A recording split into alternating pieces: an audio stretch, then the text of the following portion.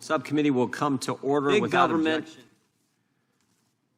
was colluding with big tech to censor Americans. That's the first thing we learned. But now it's big government colluding with big banks and big business to spy on everything Americans buy, every place they go, everything they do. Big government wants your financial data because it's full of sensitive information about you. Our investigation started when an FBI whistleblower, George Hill, came forward and talked to the committee. Mr. Hill was supervisory intelligence analyst at the FBI up in the Boston field office, told the committee that the FBI got information from Bank of America. Specifically, it received a list of any customer who made purchases in the Washington, D.C. area January 5th through 7th, 2021.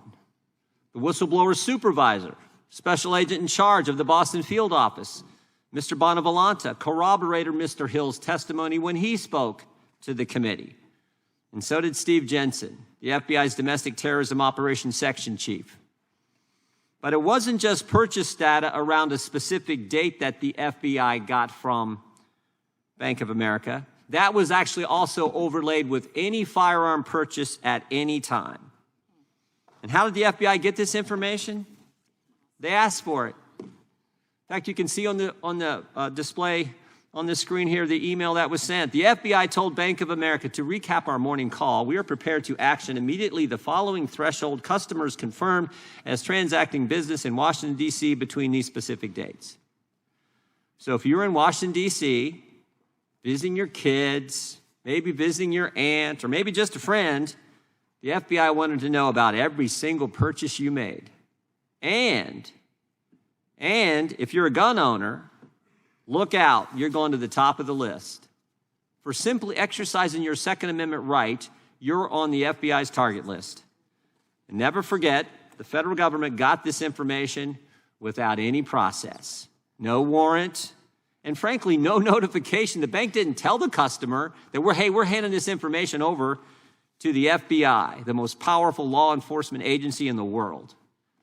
Now, these FBI agents, Mr. Hill, Mr. Bonavolanta, Mr. Jensen, they all said this was wrong and, in fact, sent the information back to FBI headquarters in D.C. So that's how our investigation began. But since then, and we continue to investigate, but since then, we've learned that the financial surveillance was broader and there was actually a specific objective. The federal government is building profiles on the American people. And the profile isn't based on criminal conduct, it's based on political beliefs. And if you got the wrong political beliefs, well, you're potentially a domestic violent extremist. We now introduce today's witnesses. Dr. Jordan Peterson is a psychologist, author, and professor emeritus at the University of Toronto. He previously taught at Harvard University and McGill University. He has published more than 100 scientific papers, hosts a popular podcast, hosts public lectures across the United States, Canada, Australia, and Europe, and offers online programs to help consumers better understand their personalities and themselves. Dr. Peterson has been targeted for his views on the importance of free speech and traditional values and has warned of the dangers of debanking political opponents as he is seen in Canada. We'll begin by swearing you in. Would you please rise and raise your right hand?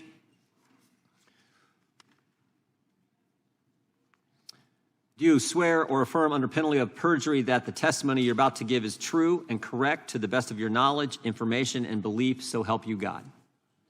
Let the record show that the witnesses have answered in the affirmative. Thank you. And we will start with Dr. Peterson. Mr. Peterson, you're recognized for 5 minutes. And thank you again for being here. As well, I would like to start by expressing my appreciation for the privilege awarded to me to testify here today. It really is an honor to be asked to do so. I'm not here to talk about January 6th or about any particular threat, insurrection, or protest, political or ideological, real or imaginary. I'm here to talk about the already extant and expanding collusion of government and corporation in restricting the individual freedom and autonomy upon which the productive, generous, and stable psyche, economy, and state are themselves necessarily founded. I'll begin my comments, therefore, in the most general terms to shed light on the mounting problem. There are now 700 million CCTVs in China under the rule of the Communist Party. The system to which those electronic eyes are attached is the most complete state apparatus of surveillance yet imagined, with the ability not only to recognize faces at a distance, but gate itself when facial features are hidden or obscured. Such capability can and will soon be augmented to the point where the movement of eyes themselves, monitored by high-resolution and intelligent cameras, will soon be sufficient to identify any aware and active party. The demented, naive, and prideful engineers who so enthusiastically helped build this system call it Skynet, after the rogue and all-seeing technology that took such a dreadfully wrong turn in the famous science fiction movie Terminator series, featuring artificially intelligent robot intelligences hell-bent on protecting themselves by destroying humanity.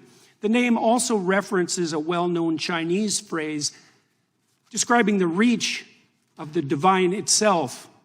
The net of heaven is vast, yet it misses nothing, which aptly describes the capabilities of the new state apparatus.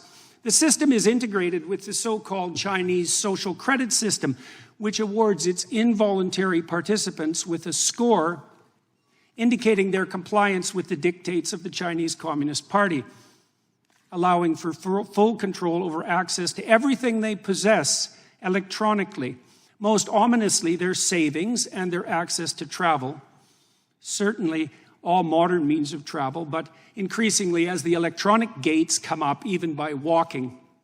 If you're Chinese or a visitor, your access to the world can be reduced to zero if your social credit score falls beyond an arbitrary minimum.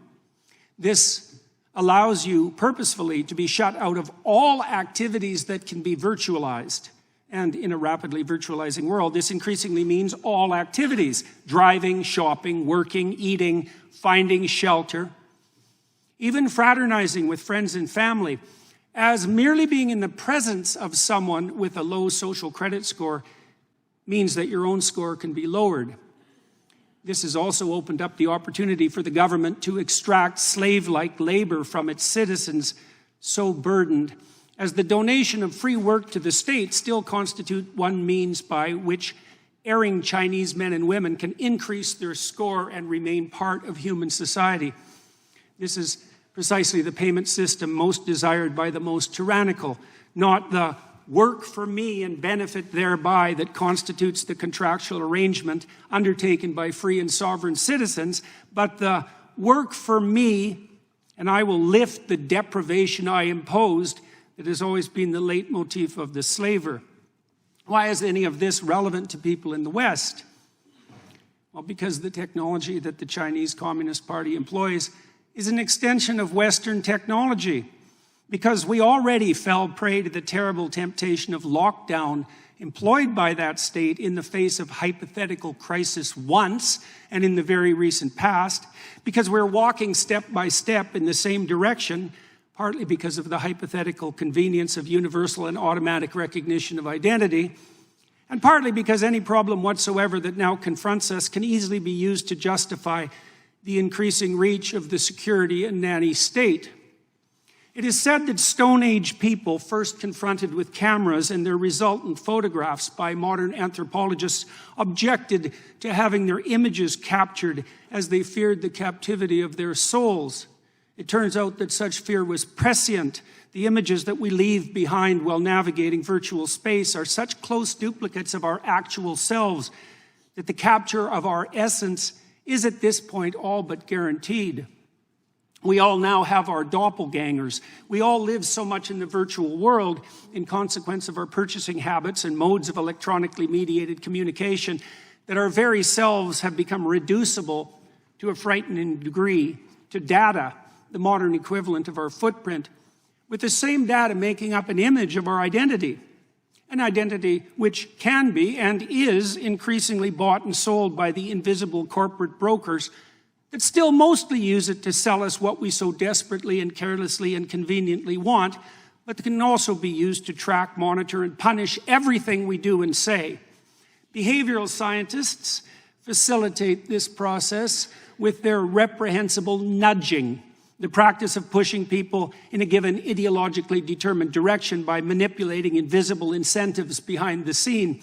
Corporations track purchasing decisions, developing algorithms that with increasing accuracy track our patterns of attention and action, allowing for the prediction of what might next be most enticing, doing so not only to offer us what we want, but to determine and shape what we need.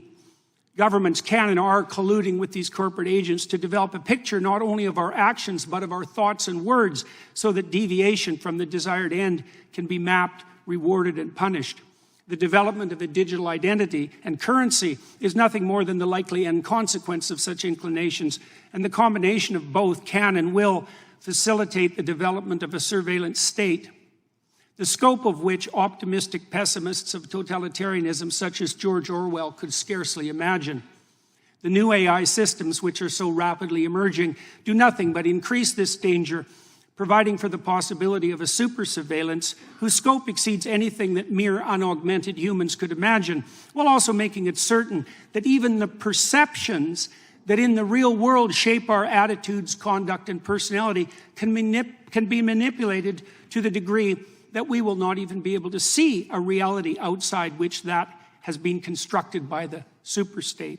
The ultimate fascist collusion between gigantic self-interested corporations and paranoid security-obsessed anti-human governments. We're already selling our souls to the superstate for the purposes of immediate gratification, while being enticed to do so by Mr. Chairman, could the witness be asked to summarize, please? Do I have my 5 minutes, or do I not? Yeah. You've gone over 5 Oh, minutes. I'm sorry. I can certainly. If the witness could summarize, we're always a little lenient with the time. If you could I'll summarize. take 10 more seconds. Sure. With increasing ability to monitor not only the actual attention patterns and behaviors of its citizens, but to predict those that are most likely, the persecution of even potential crime becomes ever more likely. If you have nothing to hide, you will have nothing to fear, will be the slogan commandeered by those most likely to turn to surveillance to protect and control. What was the famous Soviet totalitarian joke attributed to Lavrenti Beria, head of the secret police? Show me the man and I'll show you the crime. Those words were true enough in the time of Stalin's KGB, and the police were secret enough then as well. But that's nothing compared to what we can and likely will produce now. A police so secret that we will not even be able to detect their comprehensive and subtle activity.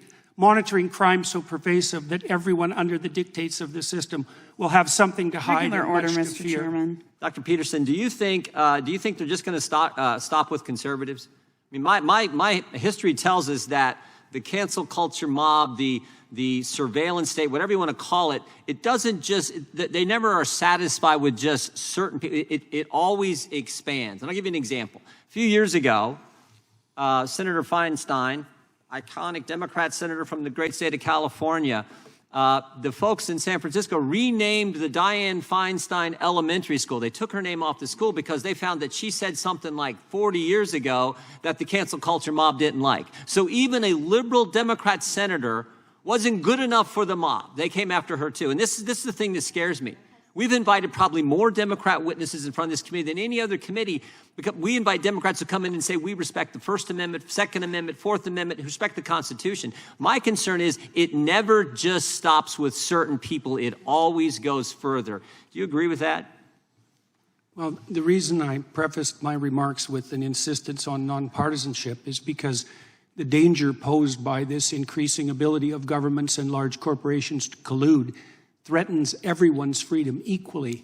And it could well be that at the moment, and this is, I think, the case the Republicans here are trying to make, is that the people who are in the sights of that collusion tend to have more conservative leanings, but that will shift in a moment whenever the political tides shift. And we're concentrating in this hearing a fair bit on the specific events of January 6th, a very partisan issue that produces a very intense partisan divide, but we're not addressing the fundamental issue here directly, which is that our new technology enables a mode of surveillance that's so intense and all-pervading that no one will escape its purview regardless of their political views. Dr. Peterson, why are you such a Luddite?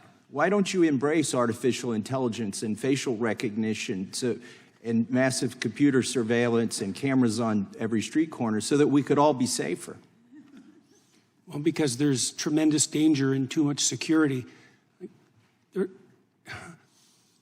If the emerging collusion between government and corporation, gigantic corporation, continues in the manner that it is continuing, there won't be anything that you do that can't be used against you and will be used against you in very short order. And the concerns that are expressed here about the local consequences of that, let's say with regards to January 6th, seem to me to fail to take into account the much broader threat that lurks underneath that everyone should be attending to. We're in danger of eliminating the private sphere entirely. That's already happening in places around the world, particularly in China, which is why I made reference to that. That technology is at hand. And it appears as though both giant governments and giant corporations are utilizing it in every way that they can manage. And it's often motivated by the claim that that's forestalling an immediate proximal threat. Right? Well, that's a short-term justification for engaging in a tremendous long-term danger. And it should be perceived as dangerous to those on the left who are politically committed, because it will be the politically committed who are first identified by such systems. Is it true that you have a PhD? Yes. Well, then why did Canada decide that you needed more education? Can you tell us about that? Well, one reason, the entire transcript of an interview that I did with Joe Rogan was submitted as evidence with regards to the unacceptability of my views. What I was doing primarily in that interview that was criticized was questioning the validity of the economic models of economic collapse that were stacked upon the unstable models detailing out climate change 100 years into the future. That was deemed in Canada sufficient to proceed with complaints against me with regards to my professional competence to serve as a licensed psychologist. That was only one of many anonymous complaints that were fostered directly in relation to my political views. Well, I thank you for showing up today. I think they may use your testimony as evidence that your re-education has not been successful. I yield back to the chair. There are Republicans and Democrats who want to roll back the Patriot Act. What a beautiful name. But it's being used to violate American citizens' rights to privacy. We have one of the rarest things possible. You have Mr. Jordan and Mr. Nadler in complete agreement on how to reform the Foreign Intelligence Surveillance Act. And frankly, the Foreign Intelligence Surveillance Act part works pretty well. It's the Domestic Surveillance Act. Well, there isn't one, because the Fourth Amendment guards it. It says you're supposed to get a warrant. And we're covering a giant hole here, not about January 6th, but about the Bank Secrecy Act and third-party doctrine. Things that are being abused, weaponized against the citizens of this country. Now, they don't have all these same safeguards in Canada, and Dr. Peterson, you've experienced some of the consequences of not having the safeguards that we have in this country. I wonder if you could elaborate on how consequential it is to have the safeguards we do have here on privacy and speech. Well, I know that my colleagues on the psychological front and on the medical front in Canada are increasingly frightened of making any of their political opinions known in any form whatsoever, because governmental agencies, usually of the mid-level bureaucratic sort, have been empowered as a consequence of our lack of First Amendment rights to intervene as they see fit in relationship to stated opinion, political or otherwise. And it's not good. It's seriously not good. And there's new legislation coming up also reflecting that lack of proper constitutional protection that will make even the suspicion that a crime may be committed punishable.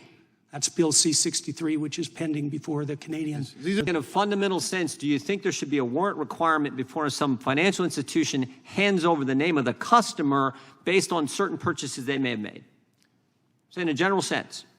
Yes.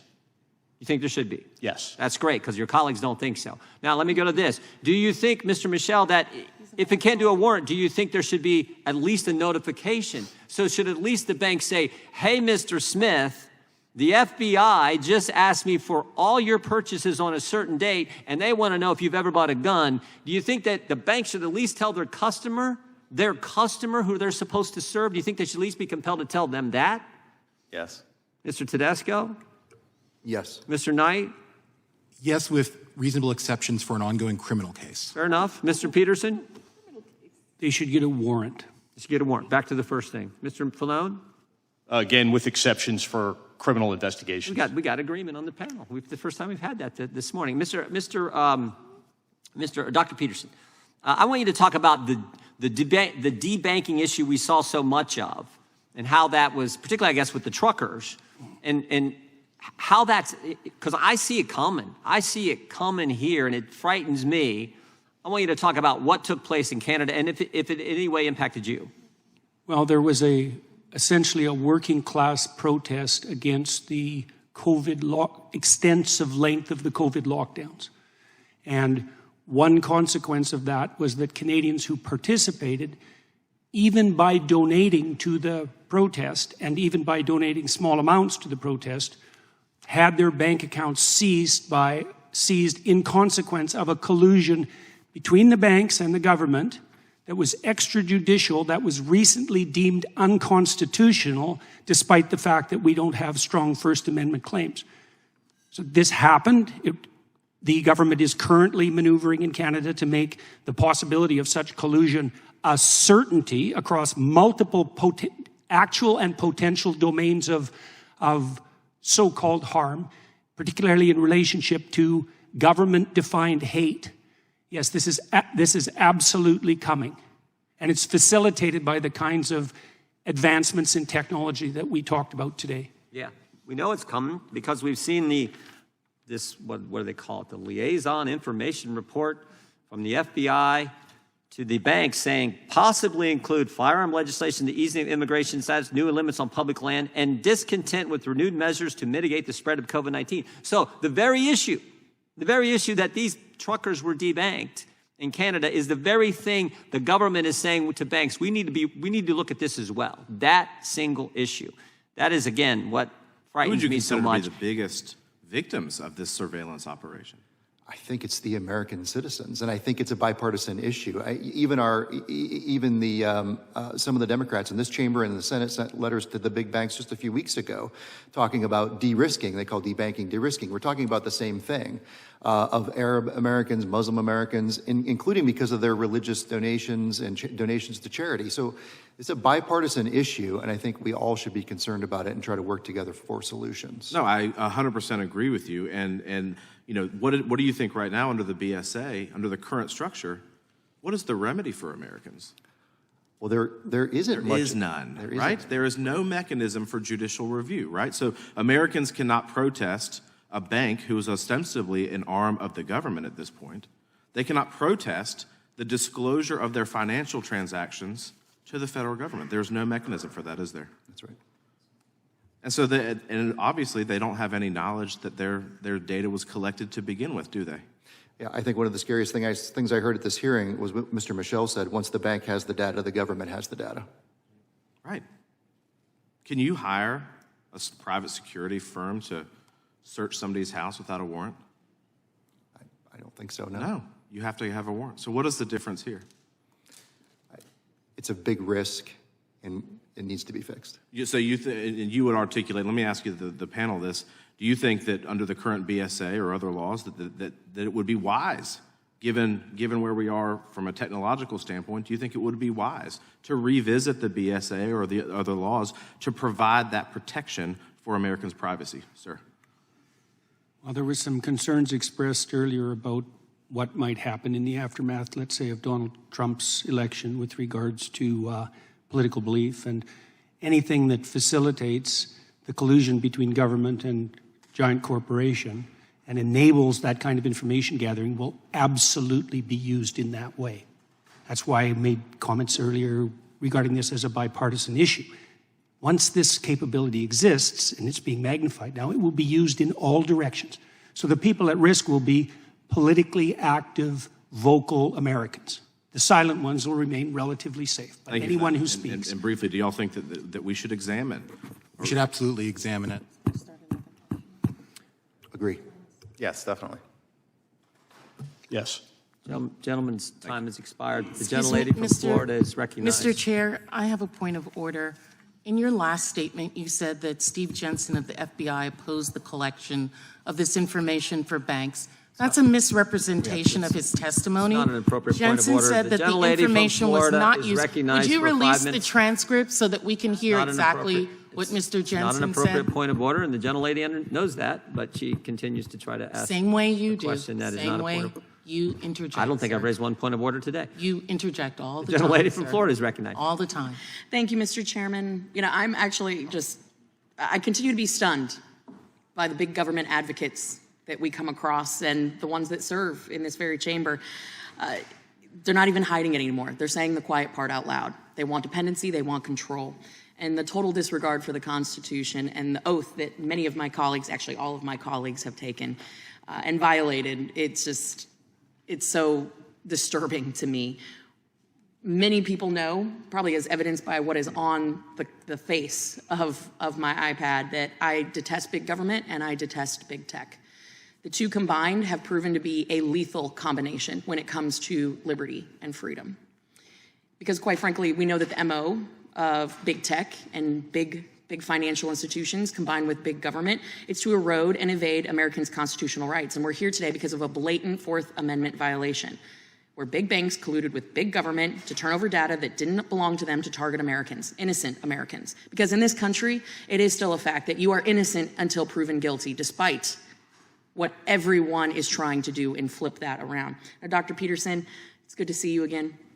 I couldn't help but notice your reaction when my colleague was talking about the First Amendment not being absolute. And so I do want to give you the opportunity to weigh in and respond to that.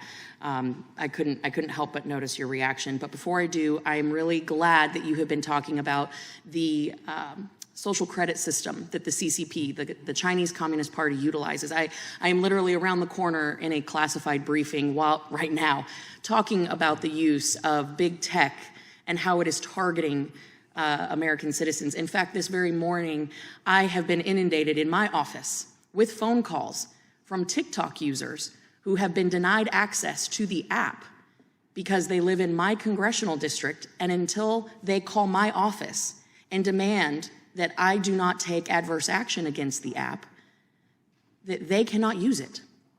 Talk about big tech directing behavior. I think that we are on a very dangerous path, and I want to give you my time to really lay out in the most succinct way possible the dangerous nexus of big tech, big government, and financial institutions that seek to weaponize that information against Americans. And I know you are more than capable of doing that in 2 minutes and 30 seconds. I don't think people understand the degree to which they are profiled online and to which their virtual representation is now an iconic representation of them, nor do they understand that they have no rights whatsoever to that representation. So, for example, let's say we turn our information about our purchasing habits over to the bank when we open a bank account. 30 years ago, that wasn't such a big problem. With AI systems, it's a problem that's so big you can't imagine it. I mean, I'm certain that my staff could find the data online to absolutely predict your voting patterns with 95% accuracy. You have no idea what sort of digital footprint that you're leaving behind you, and there are almost no protections for that. And so now, and you also asked about the First Amendment. Yes. Well, we have very weak free speech protections in Canada, and I can tell you that is not going well. And so the combination in my country, the combination of that and the invasive technology that we're producing at a rate that beggars the imagination, produces a threat to the integrity of sovereign citizenship, the likes of which has not yet been experienced. Right? And that's what this committee should be concentrating on. Like, it's very interesting to watch it because it devolves continually into discussion of a particular event, serious though that event was. It's like, no matter how serious that event was, it pales in comparison to the potential severity of the issue that we're attempting to point to with regards to our testimony. These artificially intelligent systems can do things you can't imagine. And not only can they are and they will. And that will be abetted by the collusion between large corporations and government. And it's certainly the case that the people who stand on the left, especially with regards to their, what would you say, skepticism of large corporations, which is often perfectly warranted, should be utterly terrified about this. Man, you did that in less time than I thought. Well, I had to get it right once today. No, I appreciate that. And I think you have seen it front and center. Certainly, we all watched in horror as the truckers' bank accounts were seized, were shut down, who protested the mandates. And people think that that's such a faraway concept, but we have seen that here with people who have been given ultimatums of jab or job, and we've seen ways that they've been targeted and positioned in ways that are just un-American, unconstitutional. So thank you all to our witnesses for being here today. I appreciate you guys in the fight against weaponization, and we're seeing it more and more every day. Mr. Chairman, with that, I yield. Gentlelady yields back. This concludes today's hearing. We thank our witnesses for appearing before the subcommittee today. And I apologize, I do have to run out to another thing, but we really appreciate the discussion that you all brought and the analysis that you brought today. Without objection, all members will have 5 legislative days to submit additional written questions for the witnesses or additional materials for the record. Without objection, the hearing is adjourned.